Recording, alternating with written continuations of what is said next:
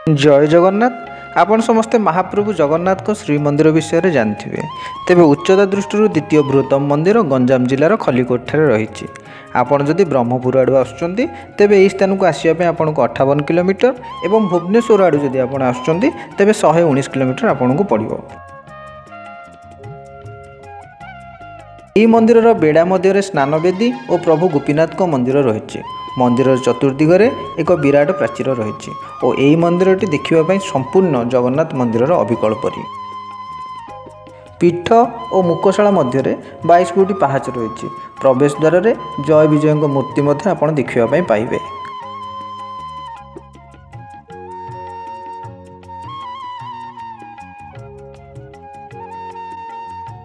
मंदिर भितर रत्नवेदी उपरे तीन ठाकुर विराजमान करछन्ते महाप्रभु जगन्नाथ, बड़ भाई बलभद्र और भौणी सुभद्रा।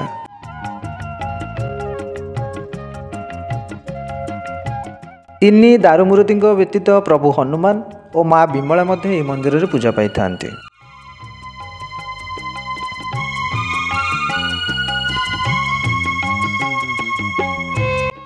यही प्रसिद्ध जगन्नाथ मंदिर निर्माण कार्य 1730 रे राजा जगन्नाथ मर्दराज 1 द्वारा आरंभ होता।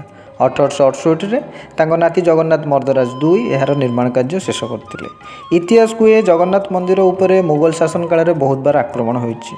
तेबे किछि समय पाई महाप्रभु जगन्नाथ को यही मंदिर में रखा जाइथिला और महाप्रभु जगन्नाथ एहिठारे निज लीला रचना करथिले।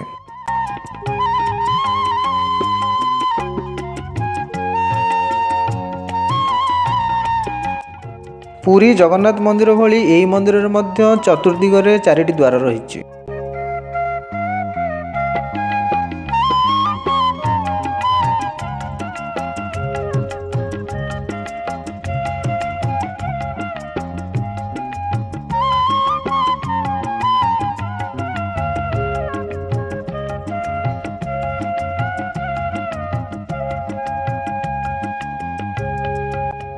विमान पार्श्वे पार्श्वदेव बराह, नृसिंह और त्रिविक्रम मंदिर रही।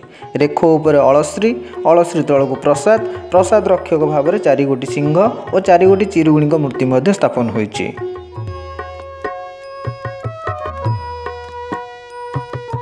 मंदिर परिसर रे पुरी जगन्नाथ मंदिर भली एठारे मध्य माँ लक्ष्मी सुंदर मंदिरटीए रही।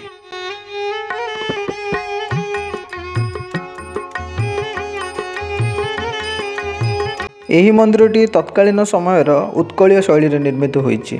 मंदिर रे पत्थर रे अनेक कारुकार्य खोदित होइछि। यह आम अतीतर कला और नैपुण्यर परिचय प्रदान करुछि। समस्त नीतिकांति जगन्नाथ मंदिर सह समान एठारे रथयात्रा मध्य खूब धूमधाम रे पालित हुए। कार्तिक मासरे श्रद्धालुओं प्रबल भिड़ हुए। मात्र दुखर विषय उपयुक्त रक्षणाबेक्षण अभाव ए मूल्यवान कीर्तिराजी नष्ट होगा बसला। तेबे सरकार को अनुरोध एप्रति विशेष ध्यान दियंतु। जय जगन्नाथ।